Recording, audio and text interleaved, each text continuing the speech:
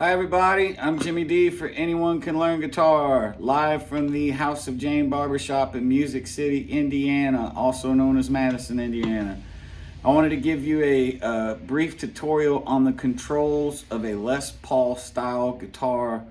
This is a Gibson Les Paul. They make tons of them. There's Epiphones and ESP has models and lots of guitars based on this body style, but more importantly using these same control functions, using a two humbucker thing with master volume on both pickups and tone knob on both pickups. So a good place to start off with these kind of guitars, in my mind, what's worked for me at least, is to dial in your sound from the neck pickup. So get something that works pretty good with the tone and the volume knob close to all the way up. Make sure it's bright enough to kind of convey what you're trying to play. Now I'm just plugged into a little Champ amplifier, no effects. This is the pickup selector. Now all the way up is just the neck pickup. And the middle is both pickups. All the way down is the bridge pickup. So we're starting off all the way up. This is the volume control for the neck pickup. This is the tone control for the neck pickup. Both of these are on 10 right now. This is the volume control for the bridge pickup. This is the tone control for the bridge pickup. So we're on the neck pickup with both of these knobs all the way up on 10.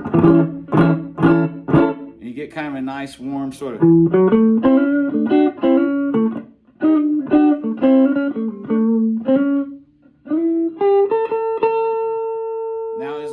comes down, the tone changes. But it's more of a dynamic thing. Now you'll notice it more when we start to bring the tone knob down.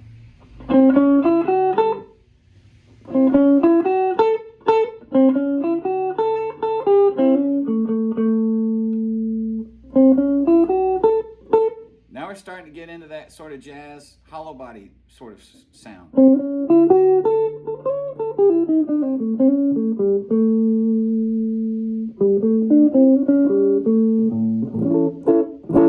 Very muffled.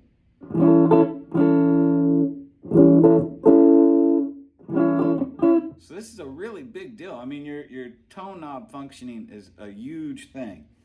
So now we're going to try the middle position, which is both pickups together.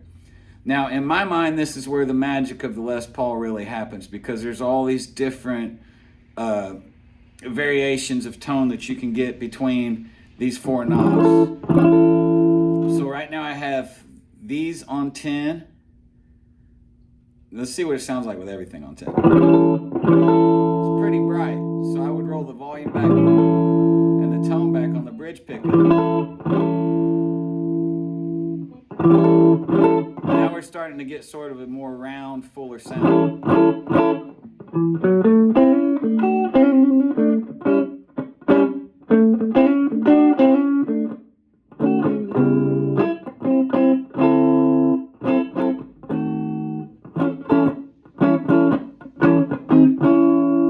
Now there's a million different things that can happen when we're on the both pickup setting. Lots of colors here.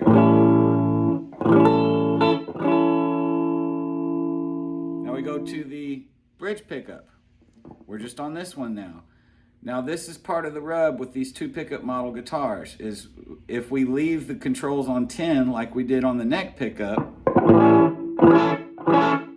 it's pretty abrasive sounding, it's pretty bright.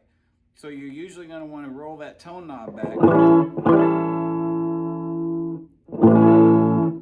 Now the tone knob, as we roll it down, we're just taking treble out of the frequency. So you start to get more of a round. If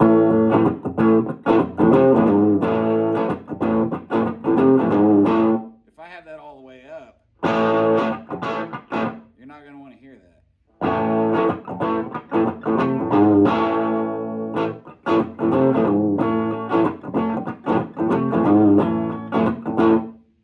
So as we roll it down, it sort of starts to fatten up.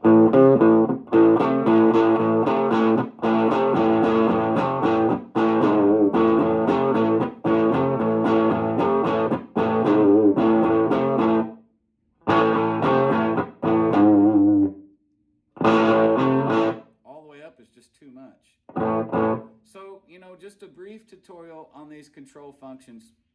I think the important thing to remember is that these knobs back here, the tone knobs, they're sort of like the forgotten knobs of the guitar, and there's just so many palettes of sounds that you can get out of these two knobs when you start to, especially when you begin blending pickups together and whatnot. You know, most of us, if you don't know, and this is what I did for years and years and years, I figured this out through trial and error. If you don't know, you just turn everything on 10 and you rock out. But a lot of times you'll go to listen to somebody play and their tone will give you ear fatigue, or it's just too bright, or you can hear too much of the pick. And a lot of times that's because they're not using these tone control functions. So I hope this helps you guys out. I'm Jimmy D for Anyone Can Learn Guitar. Peace, everybody. Thanks.